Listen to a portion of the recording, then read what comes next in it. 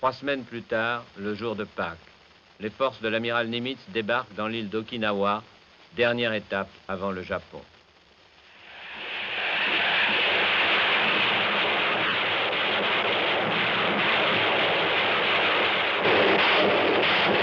Le premier jour, ils ne rencontrent aucune opposition. Que se passe-t-il? Au moment où les Américains se demandent si la résistance du Japon est enfin brisée, 350 avions fondent du ciel sur l'escadre de Nimitz.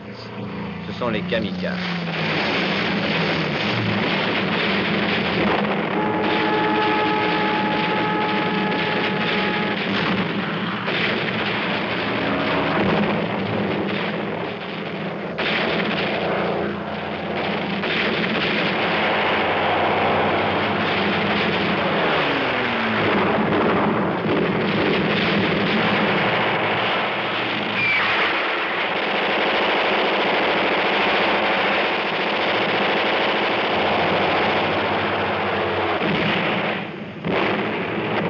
Le martyre de la flotte américaine commence.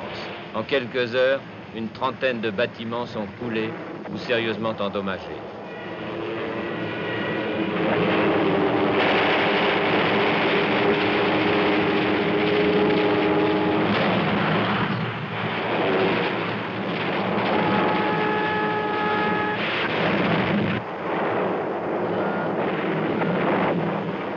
Les Américains ont bien réussi à abattre 248 des 350 avions suicides. Mais l'état-major est inquiet. Malgré la chasse, malgré les radars, malgré le fantastique rideau de la DCA, les attaques massives des kamikazes font maintenant peser une menace sérieuse sur l'avenir. Ils ont 20 ans, et pour la plupart, ils sont étudiants. Ils sont les kamikazes, ce qui veut dire le vent divin. Avec une pudeur des mots typiquement japonaise, on les appelle officiellement le corps d'attaque spécial. Plus ou moins volontaires, ils ont choisi la mort des héros, selon la tradition des samouraïs. Le lieutenant Ruiji Nagatsuka, miraculeusement rescapé, avait 20 ans, lui aussi. À la fin de mars en 1945, le chef de notre escadre nous a convoqués en me demandant, je suis tout à fait désolé de me demander de ça, mais surtout l'état-major de notre armée me demande d'être enrôlé dans le corps de kamikaze. Mais ce n'est pas tout à fait obligatoire, vous avez le choix, et donc vous avez le temps avant de répondre, vous avez 24 heures. Donc nous sommes rentrés dans la salle d'officier, nous avons discuté avec mes camarades, presque tous ont été d'accord d'être kamikaze, de défendre notre patrie, de défendre nos parents, notre famille.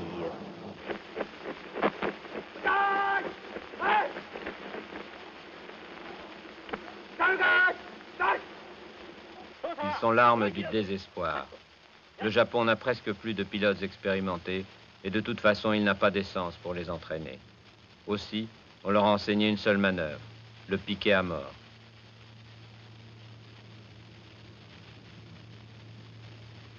Si leurs chefs le sont parfois, eux ne sont ni des fous, ni des fanatiques. Avant de partir, l'un d'entre eux écrit à ses parents, « On trompe notre peuple. Nous traversons de grands malheurs, mais je suis sûr que la race japonaise survivra. Je n'ai pas peur de mourir. On nous appelle. Au revoir, c'est l'heure. » N'ont-ils vraiment pas peur de la mort, ces jeunes adolescents d'un autre monde? Et à quoi songent-ils au moment de partir pour leur mission sans retour? Je suis monté sur l'appareil, mais je suis descendu de nouveau pour toucher le sol. Ça, c'est pour la dernière fois. Et j'ai regardé une petite aile, etc. Même si cette petite aile a le droit de vivre, de survivre après moi, mais moi, ce sera fini. Donc j'étais tout à fait triste. Mais vous ne saurez imaginer combien nous sommes attachés à la terre, au sol.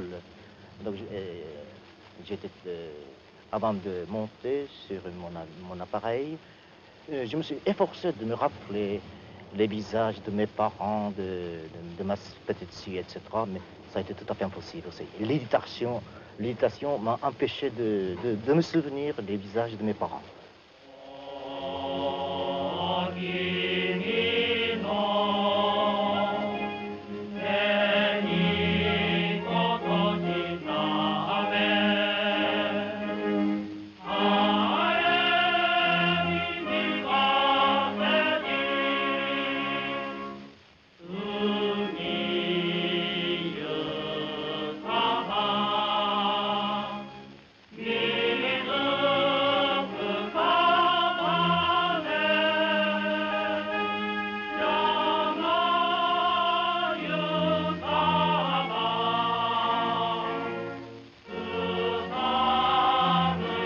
Ainsi, à Okinawa, 3000 kamikazes, 3000, se sont précipités vers une mort librement choisie. Ils avaient adopté l'emblème des samouraïs, la fleur de cerisier.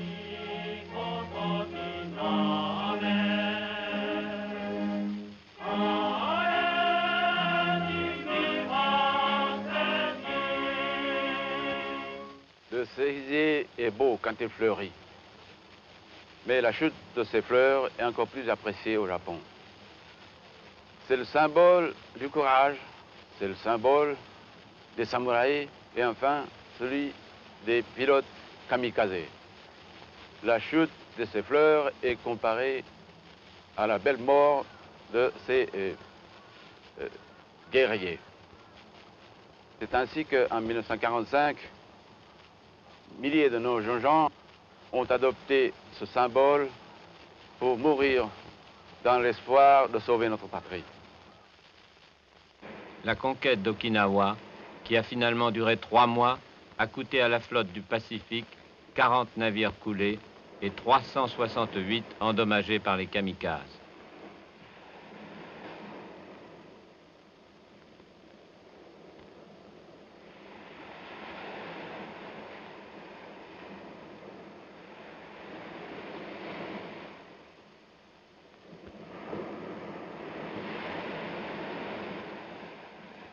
Des milliers de marins ont été tués. Et les eaux d'Okinawa, qui recueillent leurs dépouilles, deviennent le plus grand cimetière de la marine américaine.